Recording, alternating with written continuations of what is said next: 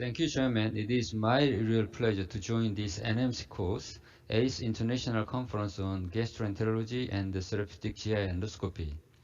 My special appreciation goes to Dr. Yogesh Shastri and organizing committee members.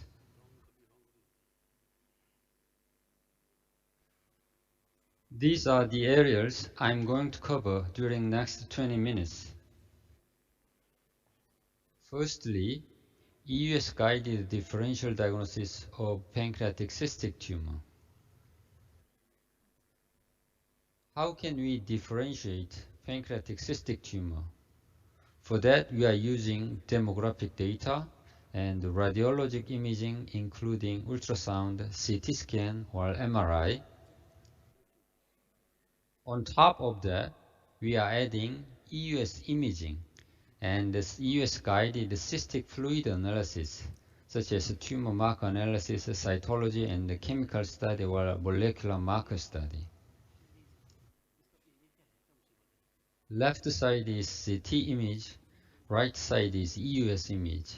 Compared to CT image, EUS can offer higher resolution image and more detailed internal structure view, such as presence of septa, mural nodule, or MPD communication. We can add EUS-guided cystic fluid aspiration and analysis. Typically, we are measuring amylase or lipase level and CA level, and also we can check viscosity and cytology. The Harvard group reported the usefulness of cystic fluid CA level for the differential diagnosis of mucinous versus non-mucinous cystic tumor. When they used cutoff value of 192, the sensitivity and specificity and accuracy was quite good. However, when you look at this graph, there are significant overlaps. This brown area means indeterminate zone, overlapped zone. So even after cystic fluid CA and amylase analysis, we cannot completely accurate for the differential diagnosis. We are also trying to look at inside the cyst under direct vision. This is a live case during APDW 2015. To look at the cyst, 19-gauge needle puncture was done first, and then thin spy fiber was introduced into the 19-gauge needle and tried to look at the cyst wall and echogenic material here. Now we are looking at the cyst wall first. We can appreciate branching and networking vessels on the cyst wall and also floating mucinous material inside the cyst, suggesting the possibility of mucinous lesion.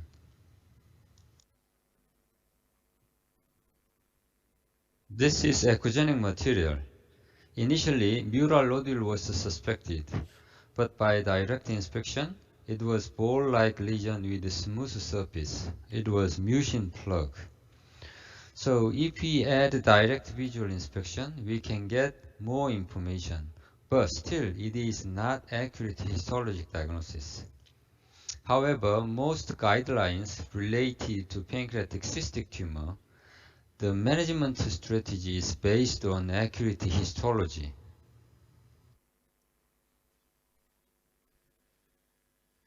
Recently, EUS-guided through-the-needle biopsy, so-called TTMB, was introduced. So if we use very small profile microfoci, then we can get histologic diagnosis from the cyst wall. This is mosaic foci. It has serrated jaws and also very small profile, so you can go inside 19-gauge needle, and the shaft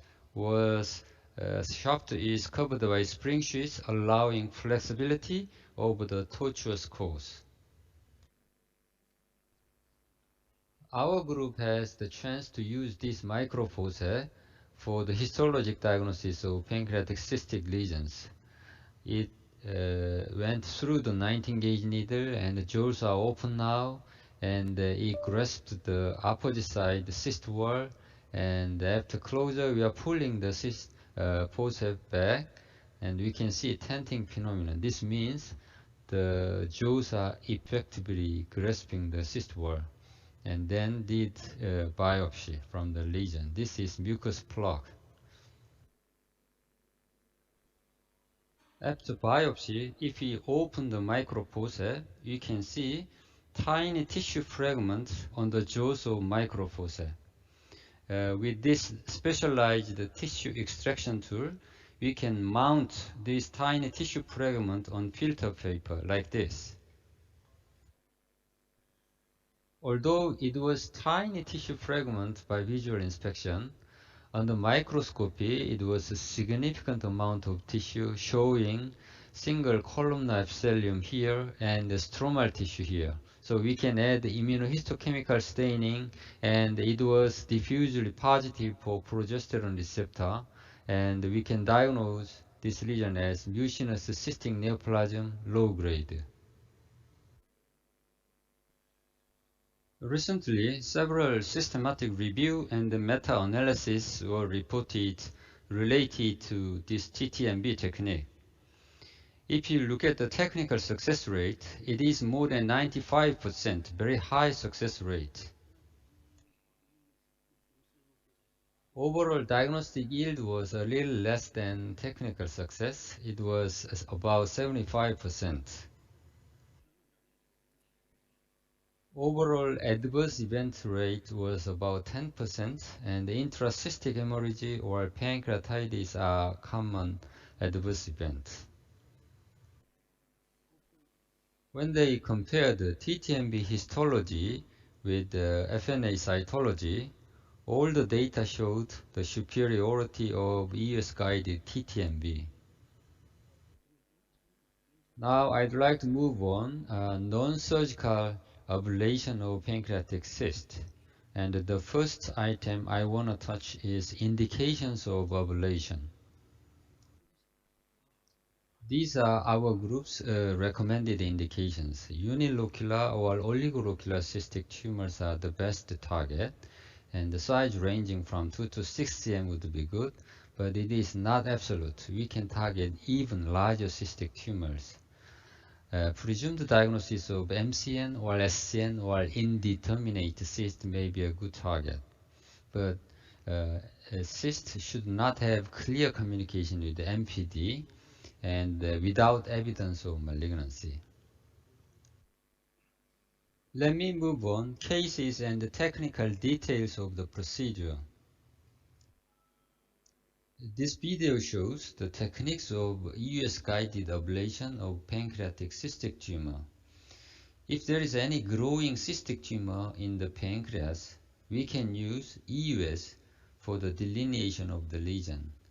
Under linear EUS view, we can identify the cyst and inject the needle and aspirate the cystic fluid. After aspiration, we can inject ethanol again and re-aspirate and re-inject. This is called ethanol lavage. After lavage, if it is necessary, we can instillate small amount of paclitaxel inside the tumor.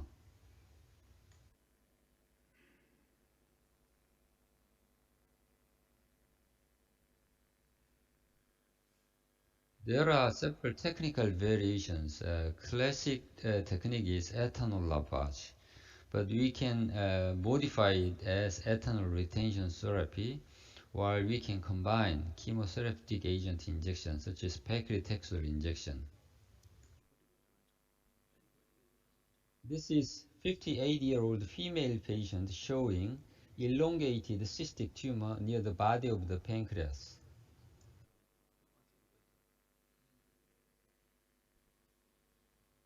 Upon EUS, it was multilocular cystic tumor and elongated form, and the cyst size was 6.6 cm, and the aspirated fluid was very clear. Ca was less than 0.5, and the amylase was 1174. Triglyceride level was 10 mg per deciliter. We suspected cystic lymphangioma. We decided to treat this case under US guidance and inserted 19 gauge needle into the cystic cavity and started aspiration of cystic fluid. The cyst was relatively large, so it took some time. After aspiration, we started injection of 100% ethanol into the cystic cavity. Now we can see the cyst size is enlarged again. After ethanol injection, we re-aspirated the injected ethanol. Now the cyst is collapsing again, and if the cyst is collapsed, it is important to keep the needle tip inside the cystic cavity. And we are injecting ethanol again. The cyst size is enlarged again. You can see echogenic cloud inside the cystic fluid.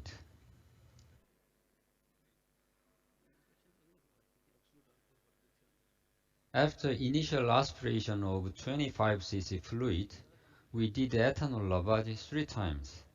These are the amount of ethanol injected, and these are the amount of ethanol re-aspirated. This CT scan is 3 months after therapy. Now we cannot find any cystic lesion. The cyst is completely disappeared. Left side is before therapy. The cystic tumor was very large, but right side is 1.5 years later. We cannot find any cystic tumor on this CT scan. This is another cystic tumor in 26-year-old female patient. Relatively large cystic tumor is observed in the body of the pancreas. Upon EUS, it was a unilocular cystic tumor and there was no septation inside. The cyst size was about 4.5 cm, and when we aspirated the cystic fluid, the fluid was milky fluid. Ca was less than 0.5 and amylase was 475 and the triglyceride level was 8 mg per deciliter. When we did EUS examination, there was echogenic material inside the cystic cavity. But anyway, we inserted 19 gauge needle into the cystic cavity and started aspiration of the cystic fluid. Now the cyst is shrinking. We tried to aspirate the echogenic material by 19 gauge needle, but it was not possible. Instead, the needle tip was blocked by this material. So we removed the needle and inserted the needle from the different angle and did ethanol lavage. So after initial aspiration of 9.5 cc fluid, we did ethanol lavage 4 times. This is the amount of ethanol we injected, and this is the amount of re-aspirated fluid.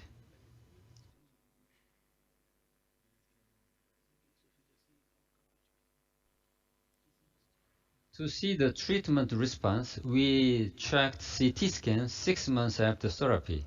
Left side is before therapy. Before therapy, we can see large cystic tumor in the body, but 6 months later, the cyst is completely disappeared. We tried to expand our indication even to IPMN case. This is a 77-year-old female patient showing cystic tumor in the head of the pancreas, and upon MRCP we can clearly identify large cystic tumor in the head and also tiny cystic lesions in the tail of the pancreas. In cases of IPMN, there is communication between cystic lesion and main pancreatic duct. So if we ablate this lesion, the risk of pancreatitis is high. So we tried to insert ERPD prophylactically. When we suggested the surgical option, the patient refused surgery. So we decided to treat this tumor under US guidance. We inserted 19 gauge needle into the cystic cavity and started aspiration of the cystic fluid. After aspiration, we injected pure ethanol into the cystic cavity. And then the cystic fluid was reaspirated. After reaspiration, we injected ethanol again. This ethanol lavage process was repeated 3 times. We can see echogenic cloud formation inside the cystic cavity. Finally, after aspiration of injected ethanol, we instillated a small amount of paclitaxel into the cystic cavity. After initial aspiration of 15 cc fluid, we did ethanol lavage 3 times. These are the amount of ethanol injected, and these are the amount of aspirated fluid. After 3 times of lavage, we injected 1.5 cc. 9 mg paclitaxel was injected into the cystic cavity. 3 months after, CT scan showed mild size decrease, and 11 months later, CT scan shows further size decrease, but there was suspected pericystic inflammation. These are EUS views at the time of second lavage. On this EUS image, we can observe a lot of echogenic debris inside the cystic cavity. The cyst size was 4 cm in size, and when we aspirated the fluid, it was grossly pus. During second time of ethanol lavage, we aspirated 8 cc pus-like fluid, and then we did ethanol lavage 3 times. These are the amount of ethanol we injected, and these are the amount of fluid reaspirated. 3 months after second time of ethanol lavage, we can appreciate further size decrease of the cystic tumor here. We compared MRCP before therapy and 27 months after therapy. During 27 months follow-up, the tiny cyst in the tail of the pancreas showed size increase. However, if we focus on the main lesion, it showed dramatic size decrease. There are only traces of cystic lesion on this MRCP. We are not sure yet this lesion was completely ablated or not, but morphologically it showed good response.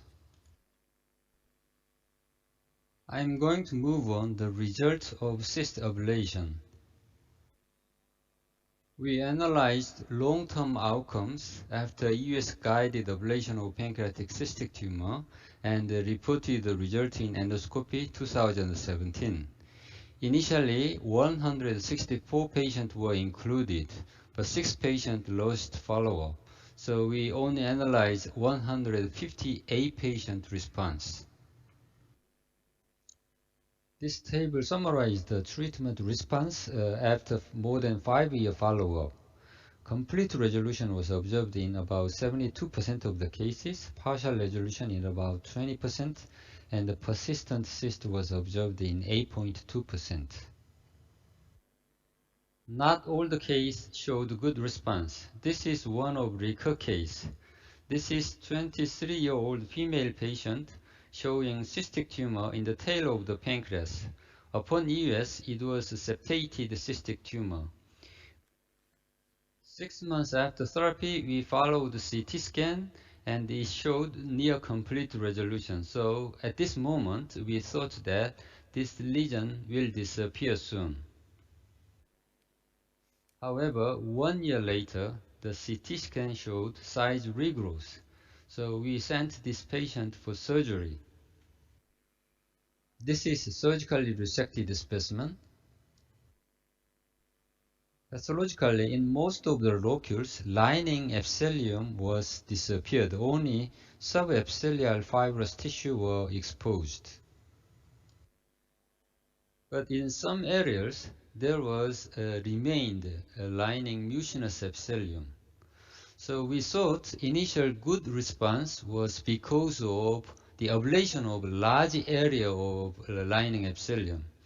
But later, the cyst showed size regrowth, and we thought this is because of this remained lining epithelium. Over the time period, this mucinous epithelium showed a slow progressive growth. Some doctors argued the durability of initial response. Yes, morphologically initial CR is possible, but is there any chance of recurrence of the tumor? So we analyzed our data. This graph shows clearly once complete resolution was achieved, even after 10-year follow-up, the recurrence of the cystic tumor observed in only 1.7% of the cases. Based on our own data, I'd like to conclude my talk with this slide. EU's-guided diagnosis of pancreatic cyst is making progress, and the TTMB of cyst wall biopsy seems to be the promising method for accurate histologic diagnosis of cyst. EUS-guided ablation of pancreatic cyst can be an effective option, but careful patient selection and tailored intervention are required to increase the efficacy and avoid the complication. Thank you very much for your kind attention.